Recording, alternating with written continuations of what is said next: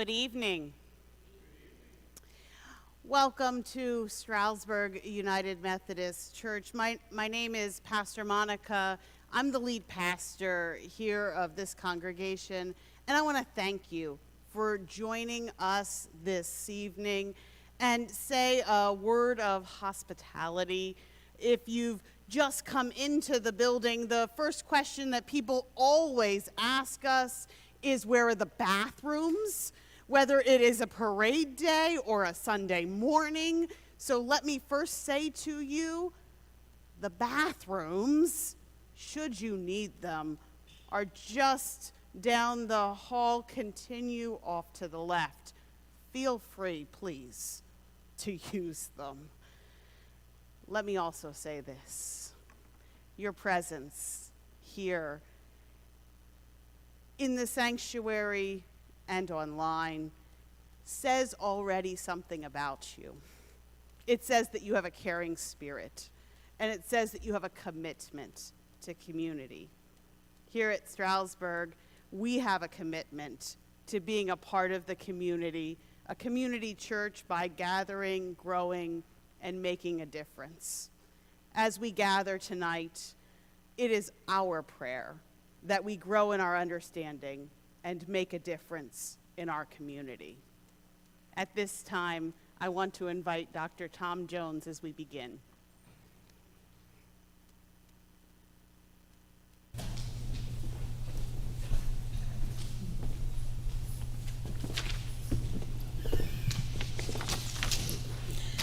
Thank you, Reverend Monica, for that introduction.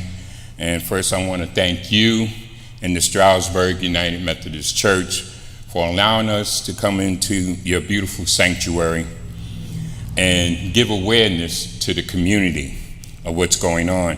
I also want to thank those who are looking on live stream. It's the first of many community awareness meetings that we're going to have. And I think we all need to be participants in this time of day that we're living in. We wanted to address change and identify what's going to help us keep Monroe County, our community, safe. We have tonight with us the Pennsylvania State Police Trooper Anthony Petrovsky, who is going to give us awareness on how do we keep safe, what to look for, how to identify those who look suspicious in our community, and how we can help keep each other safe. Because right now, that's what's important. And we pray to God every day for relief. But as we are humans here in the community, it's also up to us to try to help one another. And that's where we are today, to try to help each other. I want to say most of the people have contacted me and felt that this was going to be an answering question about what to do with gun laws. This is really not the stage for that. That's another awareness meeting that we need to have with our lawmakers, because those are the game changers. What we have today is someone that's going to be able to make us aware of how we should sort those out that don't belong in our community. And without further ado, I want to introduce Pennsylvania State Trooper Anthony Petrovsky.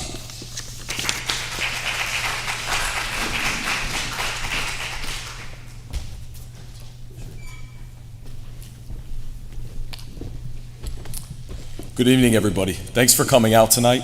Like Tom said, my name's Trooper Anthony Petrovsky. I'm with the Pennsylvania State Police Troop in Hazleton. I serve Monroe County as a community service officer and public information officer. So what does that mean? I do things like this. I try to bring awareness to community members that are here and that are watching online right now, which we do appreciate. So the reason why I reached out to Tom about the current state of what's going on around the country is because of some violent attacks we've had. And I'm going to specifically talk about one that happened on May 14th at the Tops Market in Buffalo, New York. Okay. A racially motivated, violent extremist went into the market wearing body armor, carrying weapons, and he had a camera on his helmet, recorded the entire interaction. The video was horrifying, and the lives that were lost, including 10 lives, should not have been lost that day. Because of that incident, and I don't want to glorify this individual because what he did was pure evil, but because of that incident, we have what's called the Copycat Syndrome. Now, I am not trying to scare anybody at all, okay? This is situational awareness. This is bringing awareness so we can recognize signs and do something about it, okay? But the Copycat Syndrome is people look up to this individual. His name was Peyton Gendron, and he's now being referred to by some individuals as Saint Gedron, okay? Because people are actually worshiping him and what he did, to the point where there's intelligence out there from law enforcement in New York saying that these certain copycats, which originally after the incident took place, there was a lot of traction online through certain chats on social media. It's not as prevalent today, but there were some talk about having a similar attack on the 14th of every month as to kind of glorify what he did. Now again, I'm not trying to scare anybody. I'm not trying to tell you don't leave your house, okay? This is intelligence that we as law enforcement gather. We wanted to put out to community members. What type of places can be prone to attacks like this? The list can go on and on and on. It's not just a school. It's not just a house of worship. This can happen anywhere. So what do we do to be safe? Well, number one, we report suspicious activity. So I can't stand up here and tell you, all right, if a person looks like this, you need to call 911. If a person says this, you need to call 911, because that's not how it happens, okay? But if we see something that's going on, say this is your sanctuary that you come to every weekend, and you see somebody that you know is out of place, and they appear disoriented, they seem disheveled, it looks like they might be carrying something, maybe we need to say something. Because a lot of times, we as humans, we get caught up in our own lives, okay? We all have a lot going on. I totally respect that, okay? But if we see something, we shouldn't have that attitude as, well, I'm not going to get involved. I don't want to get involved in that. That doesn't involve me. I really don't want my name involved. We need to say something because we don't want to be the person after the fact saying, I knew that was going to happen. I saw that post on social media. And a lot of times, there are posts on social media prior to these attacks. There are. Because these shooters, they want their quote-unquote message to be heard. They want the attention. And they will post these warning signs. Post warning signs of pictures of them holding firearms. Okay? Now again, we're not going to get into that firearm debate, but if you're posting a picture of yourself holding a firearm like this, maybe that's something to be aware of. If they're posting a lot of information about the most recent active shooter that just happened, well, unless you're a news station, we probably wouldn't be sharing that type of information. I think we could all agree we're sick of hearing about this stuff. Innocent lives are being taken at schools, at grocery stores, at shopping malls. It's happening all across our country. And again, getting back to the copycat syndrome, unfortunately, people look up to this because maybe there are people who have thought, I want to go do one of those shootings. So now they look at this and they worship this. So there was intelligence out of New York that says certain individuals would have similar attacks on the 14th of every month to glorify what happened in Buffalo, New York at the Tops Market. I don't have any specific information. We don't have any specific information from law enforcement that says, all right, on the 14th of every month, a grocery store is going to be attacked. A house of worship is going to be attacked. We don't have that. This is information that was been pulled from certain chats saying that there's individuals out there that are talking about these shootings that seem to be glorifying it. Now, I'm not going to lie to you, the FBI has been involved and they definitely talk to these individuals. They don't just let it go. They monitor these individuals. But we need to be aware that they are out there. That they are out there. And that as much as these shootings sickens us, some people look up to it. So, when I talk about reporting suspicious activity, we need to do something about it. This is our community. This is our house of worship. These are our schools. We need to do something about it. And something as simple as picking up the phone and calling 911 to someone like me, that's doing something about it. See, I understand citizens that we serve, you don't walk around wearing body armor, you don't carry these tools. We do. As law enforcement, we carry it. We have the training. I'm not going to say we want to do something like that, but that's what we signed up for. That's our job. So if you see something suspicious, if something doesn't look right, if you see a local school in the area and it's nighttime and somebody's walking around there and they're looking in windows and they're trying to open up the doors, maybe we need to report that. Maybe we shouldn't think, it's probably just somebody trying to get warm for the night, or maybe they work there. No, do something about it. If you see somebody in the church parking lot and they're sitting there, or they're yanking on the doors, they're trying to get in, they're outside the church asking, when is the church open? I'm not saying we need to call the SWAT team for that, but what I'm saying is if it's out of the ordinary, maybe we should do something about it. We have a job. Law enforcement has a job, and that's to serve the citizens of Pennsylvania, to protect people, life preservation. And if we could stop something before it starts, that's a win for law enforcement. That's why we wear these uniforms. That's why we drive police cars that have lights and stickers on it. We want to be seen because we never know what we're stopping just by being around. Well, guess what? You could do that too. We all have cell phones. Instead of being the person that records somebody or try to post it on social media, let's call 911 and let's report this. Hey, somebody's trying to get into the church on Main Street in Stroudsburg. I just drove by. I didn't want to stop because I was scared, but I think I should report it. Great. That's perfect. We don't need you to be a hero. To us, you reporting it, you're doing your job as a citizen. We need to look out for people because unfortunately, I wish I could say that these shootings were going to stop, and I hope they do, but unfortunately, I don't think they're going to. I don't think they're going to. So we need to have a voice, okay? Have a voice. Report it to somebody. If you're afraid to call 911, I know there's a lot of people that have gone their whole lives without calling 911, and they might be a little intimidated by doing that. That's okay. It's just like having a conversation. They're just going to ask you specific questions. If you don't want to leave your name, don't leave your name. We're more concerned about what you have to report than your actual name, okay? You can give your name and your phone number, so if we need to contact you, we can. But if you don't, report what you want to report. Social media is where we're going to see a lot of these warning signs. And I tell kids all the time when I go into schools and talk to them, I say, listen, most of the police officers, faculty of the schools, parents, we sleep at night. A lot of the younger generation now, they're cruising TikTok, Instagram all night. They're the ones that are going to see these warning signs. Tell your kids, tell your grandkids. If they see something like that, if they see something that says, hey, see this gun, I'm bringing this to school tomorrow, that's a warning sign. And if it's a joke, it's not funny, is it? Absolutely not. We don't joke about that stuff. But that's the stuff that needs to be reported.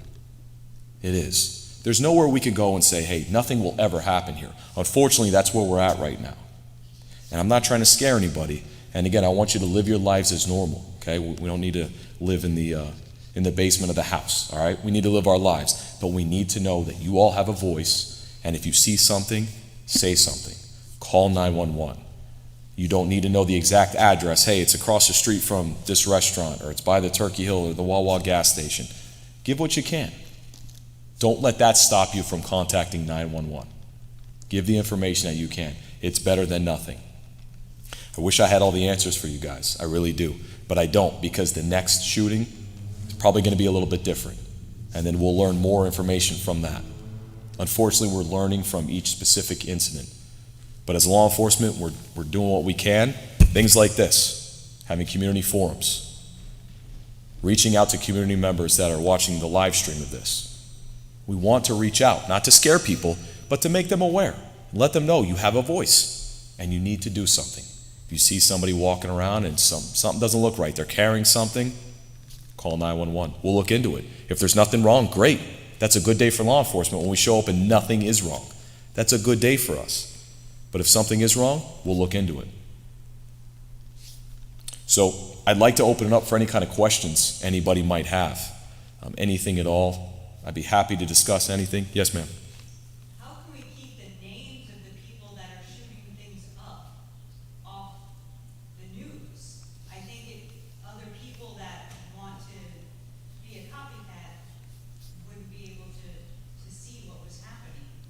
I see your point, and I don't think that's something we're going to be able to solve.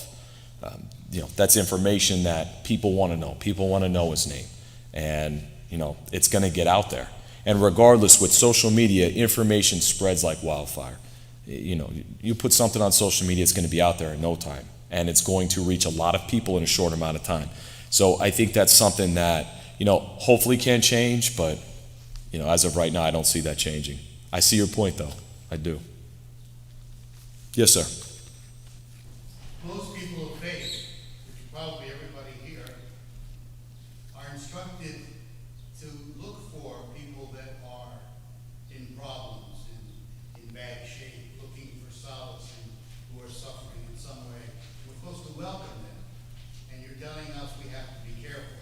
So what do you think we should look for to distinguish this kind of person in need from a potential shooter? I'm not trying to change anybody's ways here. I'm giving recommendations. I want you to know that you have a voice. And if you come across somebody in a house of worship that you feel you can help, I'm not saying not to help them. But what I'm saying is we need to understand what some people's capabilities are, okay? And just because they show up at the front step of a house of worship doesn't mean they're going to be okay with you. Again, I want people to get help, whatever that may be, okay? So please don't take what I'm saying out of context. I don't want to change anybody in here, okay? What I'm saying is if you try to help somebody and then things start to go south, now this person is in here and you just gave him or her a hot meal, and now they start becoming combative, or now they start throwing things around. Now it's not a safe environment, okay? So at that point, you've done what you thought you could do, and now I think it's time where that person may need some extra help. And if they're being violent, you don't know what their capabilities are. I don't want you to be scared of everybody that shows up at your doorstep that says, I need some help, because not everybody's going to be a violent extremist, okay? I just want you to know that you have a voice, and if you see something that doesn't look right, please say something. Yes? I'm a little confused, because I think, from what I read, a great number of these events are politically or racially motivated.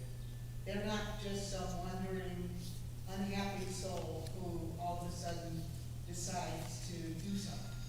A lot of it, there have been shootings in Michigan of judges. There have been the one in Buffalo was a racially motivated attack. Correct. That wasn't just, and it was planned for a long time. So I think that there has to, for us as people in a community, we have to there has to be a difference between how we view people who have committed themselves to violence because of their racial or political views, and those who are desperate and need help. And the shooter recently in Tulsa was somebody completely off his nut, excuse the expression. But there is a big difference between him and the guy in Buffalo.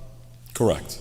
And so it's asking us to be observant of this is kind of like, it's not possible. Well, I also want you to understand where we're having this today is in a house of worship, okay? But what I'm talking about doesn't necessarily just apply to a house of worship. I'm talking about in our everyday lives, okay? When you go to the grocery store, if you're at a shopping mall, if you're getting gas, we're going to be exposed to a lot of incidents, in our lifetime, okay? We're going to be around a lot of different people. We're going to be around in new areas. Okay? What I'm saying is it doesn't necessarily have to be in a building like we're in right now. I want us all to understand if we see these warning signs, because when I talk about if you see something on social media, okay, you may be in a different state. I sat through this class not too long ago, a few years ago, an FBI instructor was putting this on. It was about social media.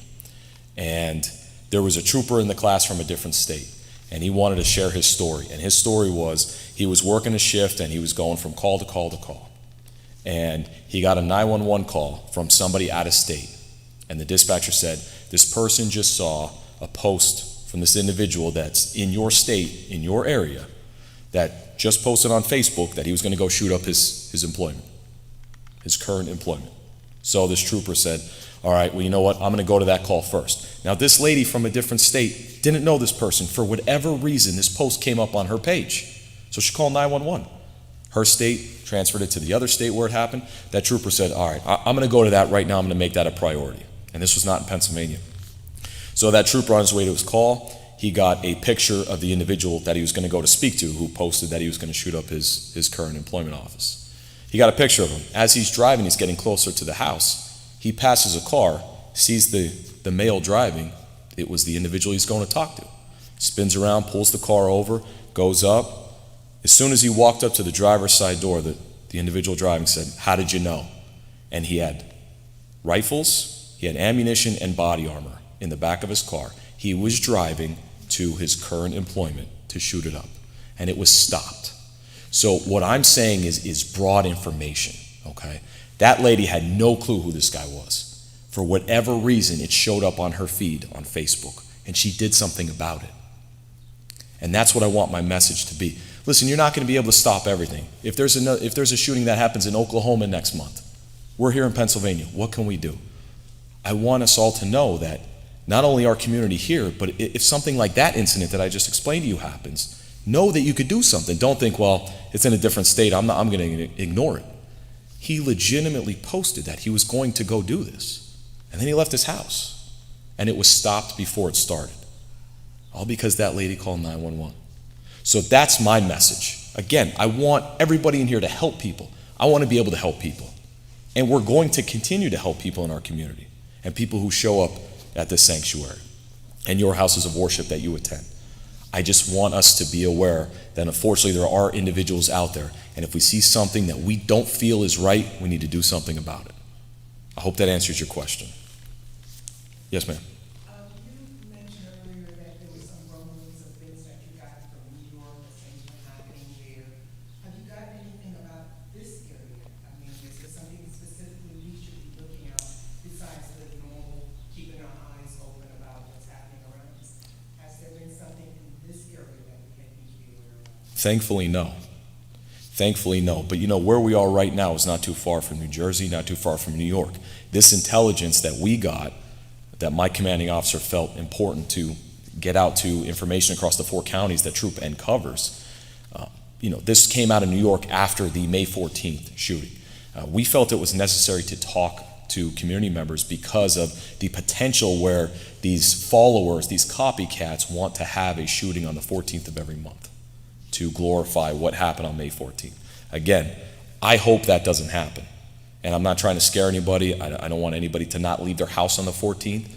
It's just we need to talk about it. We need to be aware of that there's individuals out there. We're here trying to come up with a solution, trying to make things better in our community. There's people who want to cause chaos in their communities. That's what we need to be aware of. We're all adults in here. You know, if you look at something doesn't look right, doesn't feel right, it probably isn't. It probably isn't. Yes, sir. I have a two-part question. Yesterday at my service, at the end of my service, my church is in Royersville, and I noticed this veil, a black Hummer with a black American flag on the side of it, and I thought it was strange, and I also thought about what Tom told me about this copycat individuals, to do the same thing that they do public. I was going to approach a vehicle, but that vehicle sat there for 5 minutes outside my church. For 5 minutes in the shade, and I felt it strange that this vehicle was sitting there. So my question to you my first question is that, do I approach that vehicle and ask the individual, what are you doing here? Because again, it was something out of the norm I've never seen before. That's one question. The second question is that if an active shooter comes into my church, what would the safety precaution be? Because I have to congregate about 50 people. So what would the safety precaution be if an active shooter comes inside and starts doing harm to the people inside? But like I said, the first question is, do I approach that vehicle first before I go on? So my answer to that would be, if you feel comfortable approaching that and say, is there anything I could help you with? It might be somebody that, pulled over and they're using their phone. They're trying to be responsible, use their phone. If you don't feel comfortable and they're there for an extended period of time, you could call us and we could go and check it out. And it may be nothing. It may be nothing. Maybe they're at the wrong address, okay? I don't want anybody to, if you see something like that, automatically think the worst straight off the bat, okay? If you feel comfortable approaching it, that's going to be your decision. If not, that's why we have a job, okay? We would have no problem saying, hey, we just got a call of a suspicious vehicle. Person who called it in said that the vehicle's been there for a while. They don't recognize their vehicle. There really should be no reason why they're there. We'll come and check it out. That doesn't mean we have to come and arrest somebody or, get in a vehicle pursuit or anything. We could come and we'll check it out. And if everything checks out, there's no issue. Now, your second question is difficult for me to answer because when we talk about an active shooter, if an active shooter came into your house of worship, I would have to see that, your specific house of worship, which I could do one day. I could come over and we could, talk about things. Do you have any emergency operations plans? Do you have an evacuation route? Do people know where the exit is? We talk about an active shooter. If I go into a new restaurant, I'm looking around. I'm seeing where the closest exits are, and I'm sitting so I'm facing the doors, okay? See, when you talk about an active shooter in a house of worship, who's going to be the first person that sees them when they come in? Pastor. I can see the doors. You guys can't. Your backs are to the doors. And that's how most houses of worship are. So that's why when you hear about a lot of active shooters going into a house of worship, it's because of that. See, active shooters, they want soft targets. They want a large number in a small amount of time. That's what they want. So as inviting as a house of worship should be, there should be some precautions. So I'd be happy maybe to get with you afterwards. I'll give you my email, my phone number, and maybe one day I could come out and we could sit down and talk about that. But there's things to do. Like in the state police, we like to teach run, hide, fight. Okay, that's what we teach. There's some other things you could do. That's what the state police kind of has endorsed. So run, hide, fight, and it's not necessarily in that order. Okay, in the event of an active shooter, you can do one of those three things. You may hide, which would eventually turn into a fight, and we can't give you the answer because we don't know what the situation is going to be. But that's something that we go over. Now we do have a good PowerPoint presentation that we put on as far as active shooter, and it talks about what happens, and we play some audio, not video, from recent active shooter events, and then we talk about what to expect from the police and what you should do in the event of an active shooter. So if anybody's interested in that, please let me know afterwards. Be more than happy to come to your sanctuary, your business, anywhere, and go over that. So hopefully that'll help you. Yes, ma'am. There is an organization in the Pocono area that does a whole workup on church security. I have that information at home. I don't know offhand. Bill, do you know what his name is? Is that the very first thing that we did at the schools? I've actually forwarded to a bunch of churches over the past because we keep getting those. Yeah, there's different organizations, experts out there that will come in and do what's called like an assessment. That's something that the state police does also. We'll do a risk assessment of houses of worship, schools, things like that, and tell you what your vulnerabilities actually are. I'm not against any of those. I'm a firm believer is something's better than nothing. So any kind of precautions you have, you should have emergency operations plans in your businesses, in your houses of worship, and people need to know what they are. If you needed to get out of here quick, did you know where to go? Are you going to run back there and you're going to get lost back there? Do you know where the exit is? People always think, well, I have to gather my things here. We're talking about an active shooter, life or death. Don't worry about your things. Don't worry about your purse. Just get out if you can. There's a lot of factors that come into play, and there's a lot of moving parts, which is why I cannot give a specific answer as to what you would do. The presentation that we do on active shooter is a pretty good one. It gives a lot of good visuals. So if anybody's interested in that, I'd be more than happy to take care of that at a later date and time. You just let me know. I know this is a grim topic to talk about. It is. And again, this is for situational awareness only. Not trying to scare anybody. We just need to be aware of what's evolving around us. Yes, sir. The brother here brought up the idea of a black American flag. Is there any page or a source that we could look at that discloses some of the symbols or badges or flags or whatever So that's going to be difficult, and I know the FBI, you can go on their website, and they have different links where you can look on and see, like, current gang symbols and things like that. The problem is that there's so many organizations out there, and then when you talk about terrorism groups and things like that, there's not a ton of information on them. That's why we try to collect as much data as we possibly can to build information on these groups. There's not a ton on them, but I would start with the FBI's website and see what they have to offer. You can also try the website of the Southern Poverty Law Center. I believe they put out a lot of information about this. Yes, sir. Have the state police identified any extremists in Monroe County? So we have undercover troopers. We also have intelligence troopers, and they're constantly gathering information. And if they do gather information on extremists in the areas, they'll put it out to law enforcement. So we're aware of these individuals. There are individuals in the area, but we don't have any data on them as far as them being involved in these groups that want to commit any of these heinous acts. They've just been identified as possible extremists, but nothing where it says that they want to do any of these shootings. Yes, Chief. I just want to emphasize one thing you sort of said and maybe clarify a little bit for everyone here. And you've said it numerous times, you don't want to change anybody and what they are. But one of the advantages that occurs when talking to a diverse community, diverse race, gender, culture, jobs, family life, is in your realm, it may be normal for you if you're in the charitable section and dealing with homelessness and there's expectations when you're dealing with them in their roles and everything.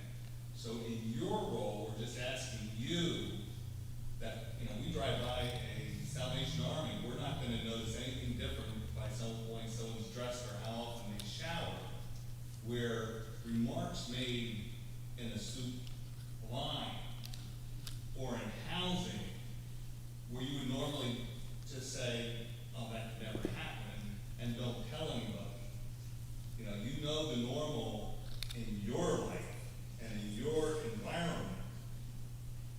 So what may stand out for me, or may cause me concern because I'm not aware, to you would be perfectly normal. So we're not asking anybody to be police officers. We're not asking anybody. It's like we have a bomb threat in a facility. If we can, we want a custodian to go through that facility with us. A custodian is going to know what's out of place in the building. A police officer walking through, it's just going to look like, that package there, or this box here, or this suitcase here, everything looks dangerous to us, or, oh no, that's been here, I've been tripping over that for 3 weeks. So again, just don't disregard something that appears to be a little abnormal. And then goes to a question to you as well-spoken and sensitive as you've been up there. I'm still not comfortable calling 911 because I don't know who I'm going to get and what you're going to say to me and if I'm going to get in trouble if I'm wrong. Sat in this church, I come in Sunday morning, I do notice something. Is there anyone else in this environment at that moment I could tell instead of calling 911? Yeah, and you bring up a good point, Chief. And here's the thing about calling 911. Some people are hesitant, like to your point, is, well, I don't want to get involved. I don't want to give my name. They're going to call me back. It's not like it is on TV where you call 911 and we pick up the phone and we see you literally calling 911 in your house. Like, it doesn't work like that. Trust me, it does not work like that. You could offer to give your name, but you don't, like, the dispatcher isn't going to hang up on you if you don't provide your name. We want the information. And the benefit of calling 911 over a police department is some police departments are smaller police departments. They may have 2-3 officers working currently on the shift, and they may not be in the office. So if you call that specific police department, you may get an answering machine. Whereas if you call 911, you're going to get a dispatcher. That dispatcher is going to call that police department on the radio, Say, this is what I have going on. Sure, there's a time delay, but they're going to get it over an answering machine. They're going to get that call sent to them on their computer in their car. They're going to get called on the radio. If you call the state police barracks, we always have our own dispatchers. So if you call 911, they'll send it to our dispatchers, or you can call our barracks directly. Somebody will answer. But again, you are not getting grilled. Our dispatchers, they want to extract as much information from you as possible. But if you don't have that information, that's okay. Say, I told you everything that I know. I literally know nothing more. I was driving by. I saw somebody walking by. It looked like they went into one of the churches. They were holding a gun. If that's what it is, calling is you're doing something. If you just drive by, you're not helping anybody that may be in that church that person just walked into. That's what we're trying to get across. Please don't feel hesitant or nervous or scared to call 911. It's nothing major. It really isn't. They're trying to get information to give to us, to give to law enforcement so we can go and hopefully help somebody or stop something bad from happening. I mean, ultimately, that's our job. Chief, you've been in law enforcement a long time. You would agree with me. Our job is to help people. That's our job. Helping people could be changing the tire on the side of the interstate. Helping people could be taking down a shooter before he enters a building. There's a lot of different forms of helping people, but that is what our job is. And you know what? We don't have eyes everywhere. We don't. We're only as strong as the community that we serve. You're out there. The amount of people in this room versus me, you're all going to see a lot more than I am. Sometimes I have to go from call to call to call. I don't get to patrol. I don't get to drive around and go through everybody's neighborhood. But you've been there all day. And now you see something that's going on that you know is a problem. We're only as strong as the community that we serve. And we need your help. We need your help. Yes, sir. Someone I know we said we were discussing the gun issue, but someone online wants to know, or reports up an error. Does law enforcement support disarming those military-style weapons? Yeah, that's nothing we're going to get into here. That doesn't fit our narrative of what we're talking about, and I have no control over that, nor does the Pennsylvania State Police. Not to disregard that question, but that's a whole nother topic. That's a whole nother topic. We enforce the laws that are out there. We don't create them. But getting back to what Chief said, please don't hesitate to call 911 if you feel something is wrong. And no, you will not get in trouble if we show up to that suspicious vehicle that you called in. Say you went out, they didn't even roll your window down for you, and you thought, well, you know, I did everything I could, they're not leaving, I don't know what they're doing, so you call us. We show up, they give us their information, they say, you know, hey, yeah, I was handling a work call, that's why I didn't answer for them. I'll leave right now, sir. Great, that's a good day for us, that's a good call for law enforcement. We'll document our interaction, that person will leave, you would not get in trouble. You would not get in trouble. Now, we can't make things up. I mean, I don't want to insult anybody's intelligence in here, but, if you make something up, obviously, then you can get in trouble. But if you're reporting something that doesn't seem right and we show up and everything checks out, everything's okay, no, you're not going to get in trouble for that. You're not. Glad you brought that up, Chief. Yes, sir. And you say the churches would be recognized as a soft target, correct? Yes. So what would be the other areas that would be soft targets that we should be aware when we go to these areas to look for these suspicious people? Unfortunately, these people who do these active shooters, they want an area that has a large amount of people. So statistically, if you look at all these shootings, we have schools, we have movie theaters, we have grocery stores, we have airport terminals, large corporations like YouTube headquarters, places where there's going to be a lot of people. That's statistically how these active shooters have been. Now, again, if somebody's going to do it, if they're walking into a movie theater with a gun and you don't feel you could physically go over and disarm that person, again, I can't tell you what to do in those situations. I can give you recommendations. If all you can do is pull your phone out, call 911, you're doing something. You're doing something. Not everybody can go over and physically try to disarm somebody. I understand that. That's difficult for people. It is. There's no shame in that. But to just run out and not do anything, well, That's where we're wrong. Call 911. Give a good description. Be a good witness. Describe the person. It was a white guy. He was wearing a gray shirt. The dispatcher's going to say what type of gun it was. We don't need specific models. Say it was a long gun or it was a handgun. That's fine. Again, report the information that you know is accurate. But keyword being accurate. We don't want conflicting information. So if you don't know something, don't make it up just to fill the question. Only report accurate information. These are great questions. I wish we can have more interaction about this. And my goal is, and I know Tom's goal is, to further this conversation, to have more interactions, to hopefully get around to other houses of worship, maybe provide the active shooter presentation to give people a little bit of insight, what we teach, run, hide, fight.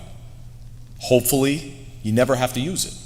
Again, we do not have any specific information that there are extremists or there's going to be an attack here in Monroe County or Pennsylvania. We don't have that information, but we're going off what was given to us from New York.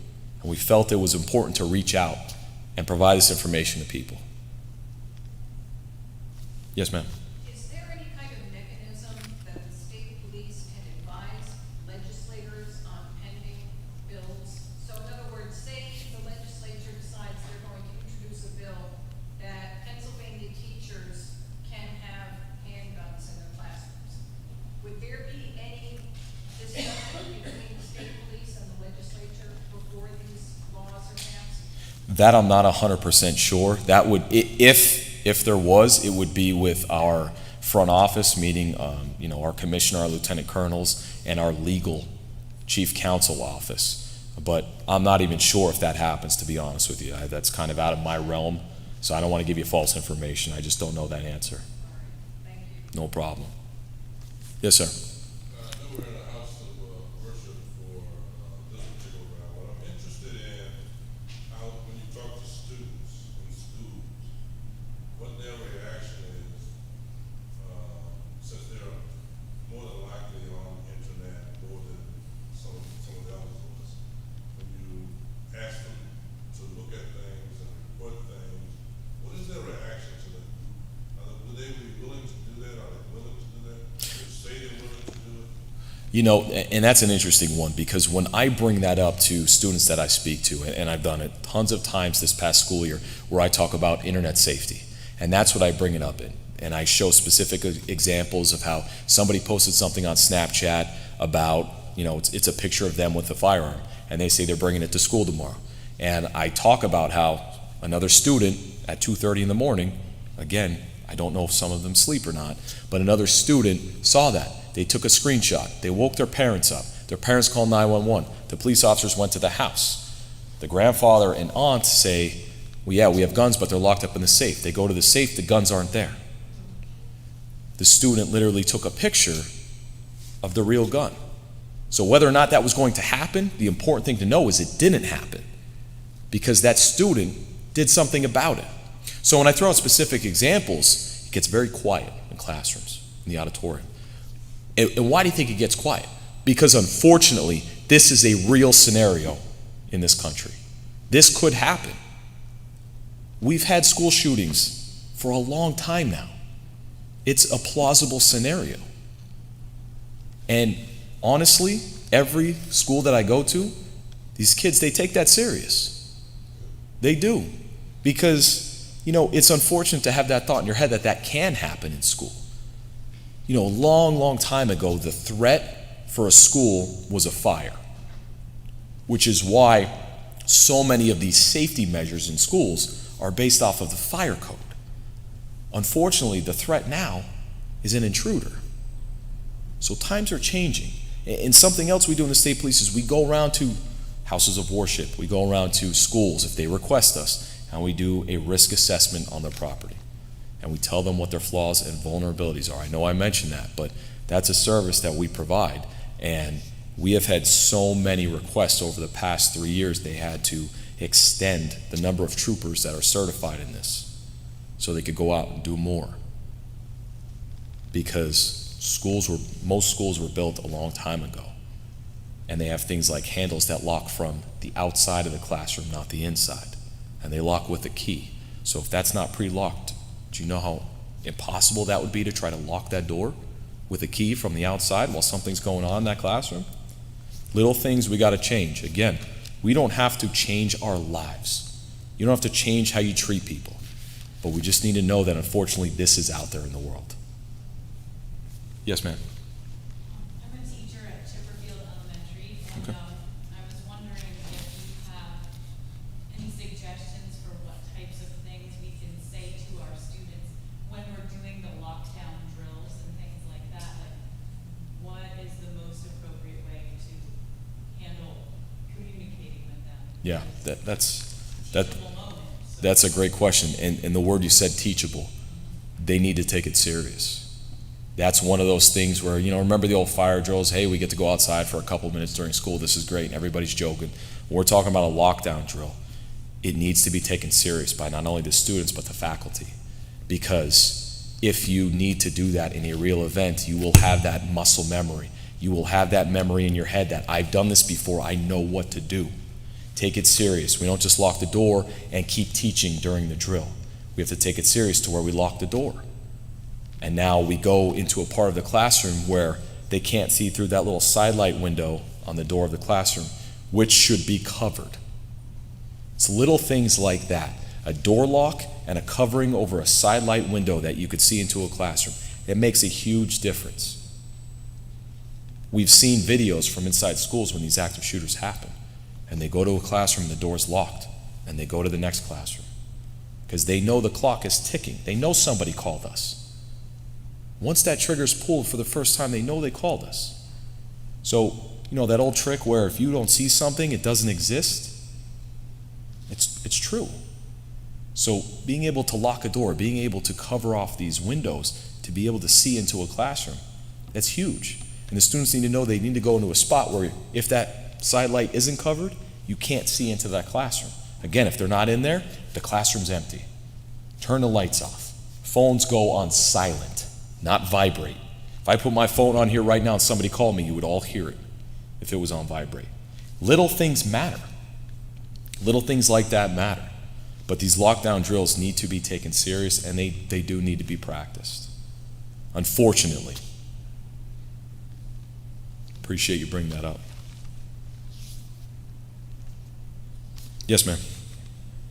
Found very interesting listening to all of these different things, and having been a faculty member at Pocono Mountain School District for 26 years and ran a peer counseling program for 20 of those years.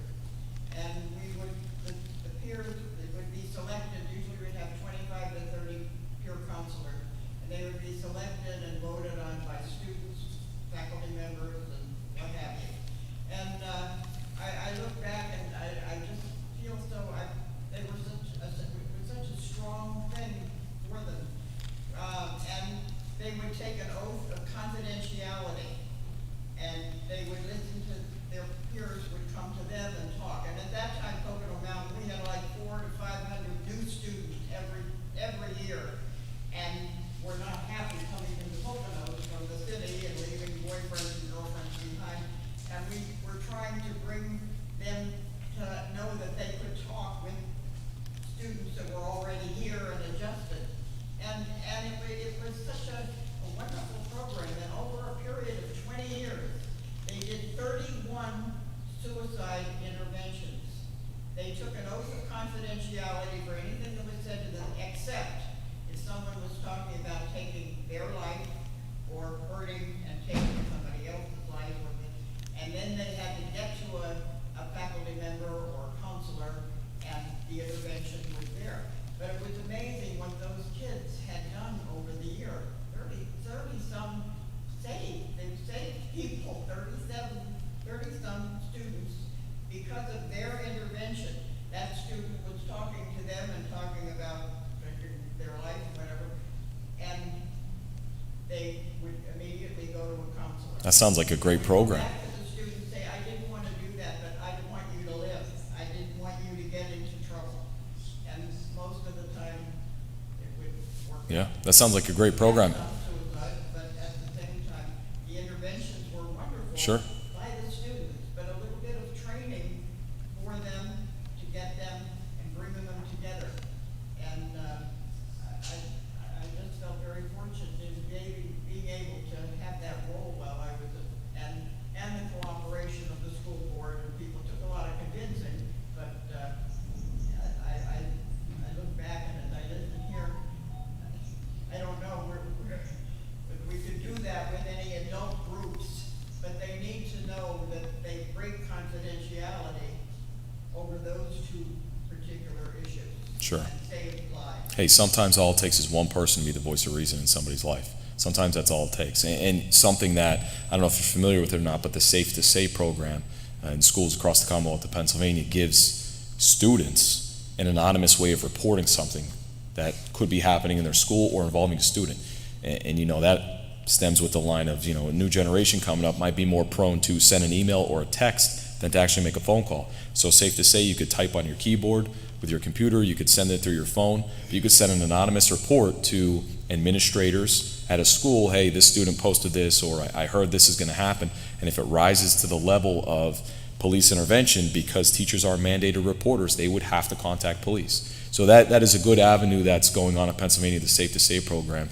And I know students are using it, and I talk about that when I go into schools too, because they need to know it's out there, it's available, and it's a true anonymous way to report it, because a lot of students don't want to be that person, and we talk about it, but they don't want to be that snitch, okay? And we talk about what that is, and I always give them an example, and we have a good laugh about it, but they realized it's not called being a snitch, it's called telling the truth. That's what it is.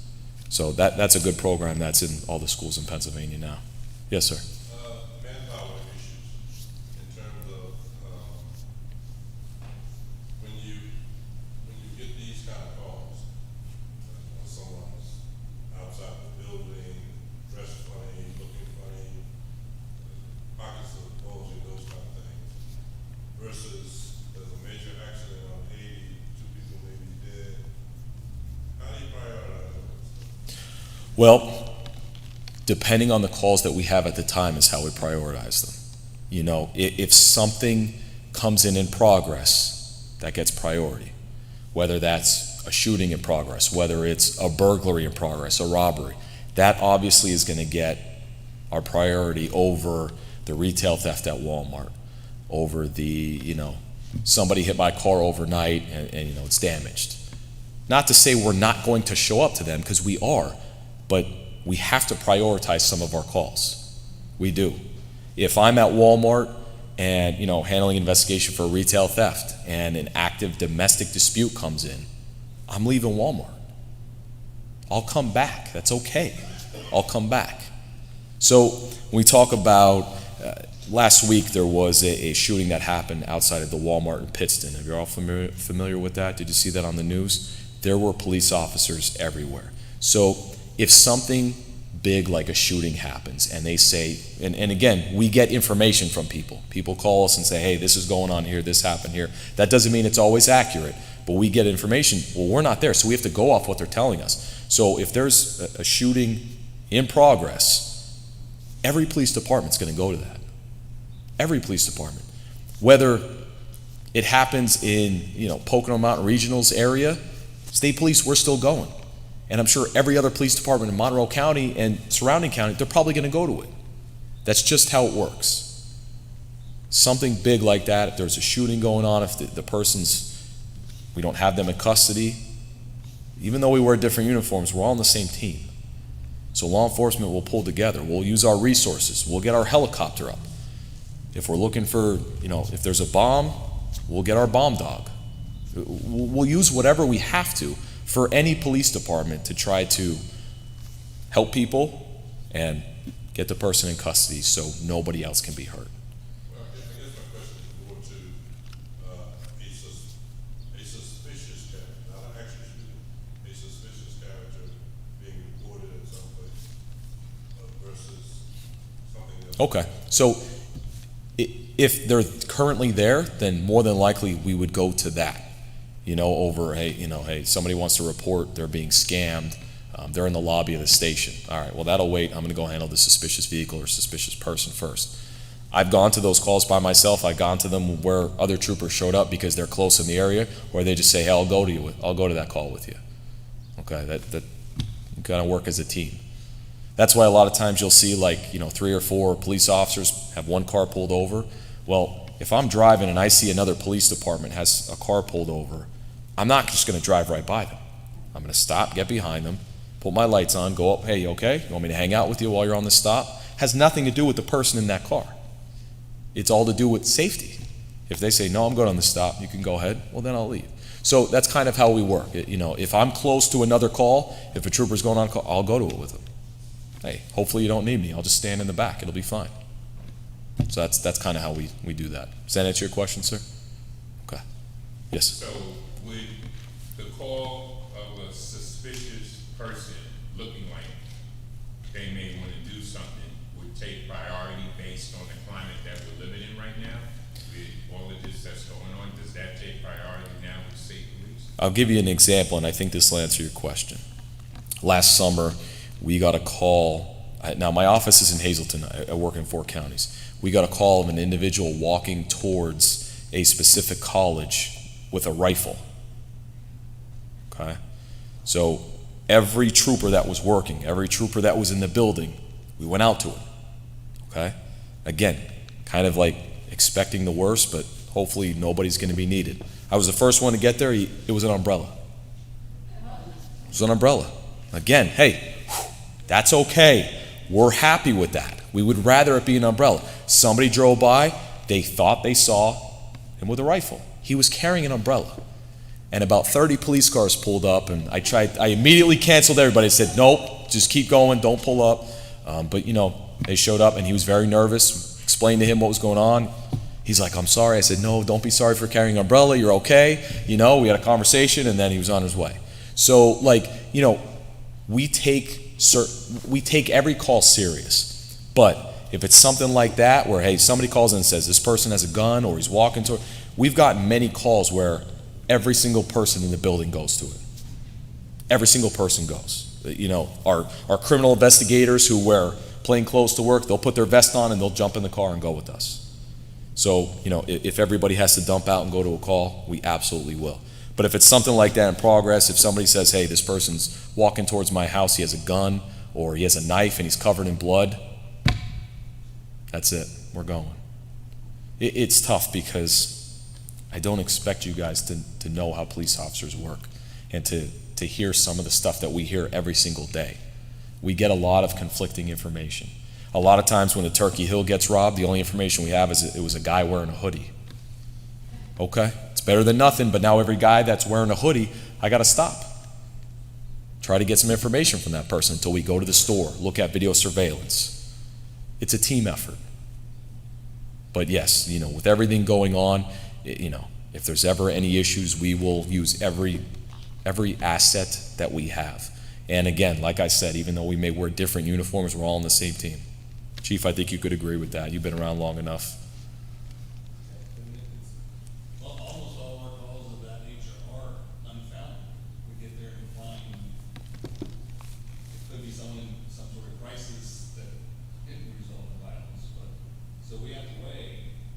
So depending on the information on the call will determine, because an accident where we already got 2 reported injuries and it's that severe, there's more likely someone's going to die there than a suspicious person talking to themselves at McDonald's while they're drinking coffee. We want those calls because if we're free, we'll go to them, or maybe that'll follow up. Now we get a suspicious person, same description somewhere else, or whatever. But we have to prioritize, and the life lost in any fashion, whether it's an active shooter, traffic accident, or such. We have to try and take our limited resources, and that's where information is critical. I don't know if I can one up you, one down you, or whatever, but we had a college history professor decided to bring an antique Springfield rifle to campus for his Civil War discussion. Yeah, that'll do it. Didn't tell us or anybody else, so we had to back down a hatch. Right.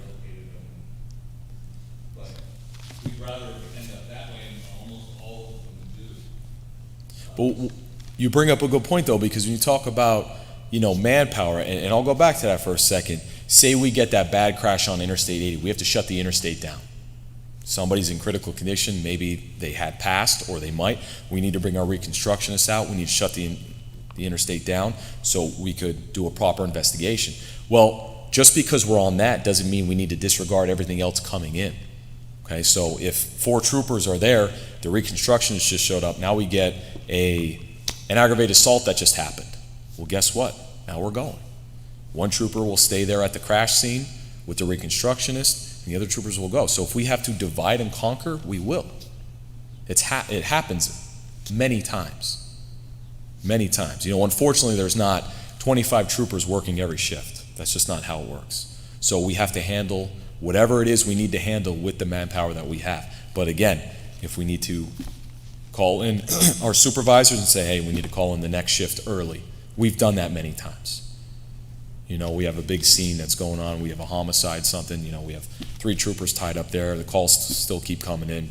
And supervisor may say, all right, overtime's approved. We're going to call in the next shift early. And the next shift comes in to handle the call. So whatever we have to do, we will, because that's what our job is. We can't just say, no, we're busy. That's not how we operate. And we practice and plan that Pocono Mountain Regional active shooter. Everyone's going. Pretty much guess East Stroudsburg University's not. Because we have this important mission.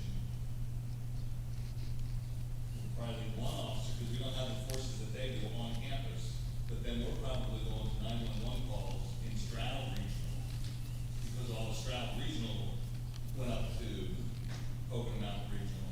Someone still has to answer the 911 calls there. So there are reserves. We don't all go. We send what we need, and depending on the seriousness, but we do consider that a 911 call for a choking infant that happened while we were all up there too. You have county sheriffs on the radio, you have school police on the radio. There's a lot of resources out there that always listen to the radio. You may never even hear them until one of those situations happen, and they'll be calling and say, hey, you handle this domestic violence case here, we're still up here. It is a planned response, not just everyone going, but we all practice this on a regular basis with each other, so that we can strategize. And one of the things they try to, when you're planning these exercises, it's hard to get the adrenaline going for the officers. So in order to do that, a lot of times instructors throw a robbery, a train wreck, factories, hazmat, still all at the same time, just to get us talking to each other and how we're going to, and just when we think we got it down, and the instructor will throw something else out there. Hopefully that'll never happen. I don't envision that ever happening, but it gets that adrenaline and just thinking outside the box on how we can protect our community even during one of these serious events, so that we're not, all stretched in one or located in one area. Well said, Chief.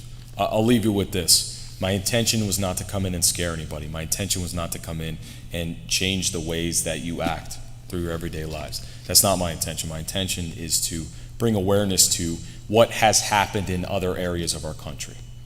Okay? We don't want to be scared every single day, but we also don't want to not get involved when we could potentially help somebody or a congregation or community members. Your voice matters. You can do something, and please don't be afraid to get involved. And when I say get involved, picking up your phone and calling 911. It's very simple. And if you can't do it yourself, tell somebody else that isn't afraid. Tell somebody else. There's somebody sitting next to you, you laugh, don't People act differently in chaotic situations. You may not physically be able to talk. Tell somebody else. Have somebody else do it. It's very simple. So then we could show up and hopefully stop what's going on. I appreciate your time, guys. Thank you so much. I'll turn it over to Pastor.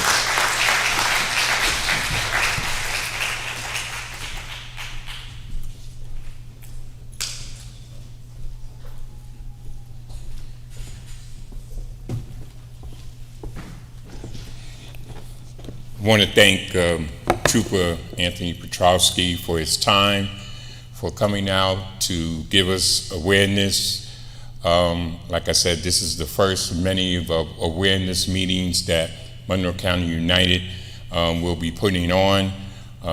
Most of you, if I have your emails, will be sending another email out soon for another awareness meeting. And we want to try to get the lawmakers together and have them in the room to see what they're going to do about these gun laws and how long it's going to take, because there's been a lot of talk. And I know everyone in this room, along with myself, is probably tired of hearing the talk. And we really want to do something about it now, because it's not getting any better. But if I didn't mention, I am the president of Monroe County United, and our mission is to build relationships and break barriers. And this is what we're trying to do, is break some barriers that need to be broken and should have been broken a long time ago. Other than that, I want to thank Reverend Monica again for inviting us into her sanctuary to allow us to talk to you, to bring awareness to our community. Thank you.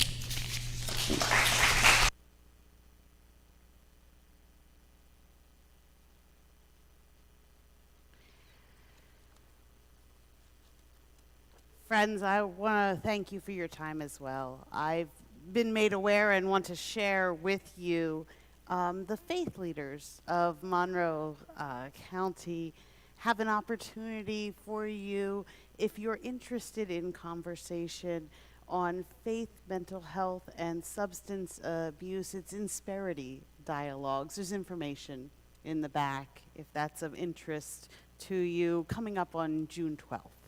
So feel free to pick up that information as well. As folks of faith, sitting in the midst of a sanctuary, we pray and we act. That is what we are called to do. We are folks who collaborate as one body, for which I give thanks. And we're a people who say that there are additional resources. So I am thankful for your presence, for the heart that drew you here, and a heart that continues to call you. Consider what it is that you are called to do into the future as a beacon of hope, a beacon of faith, and a beacon to this community. Thank you for your time and your presence tonight.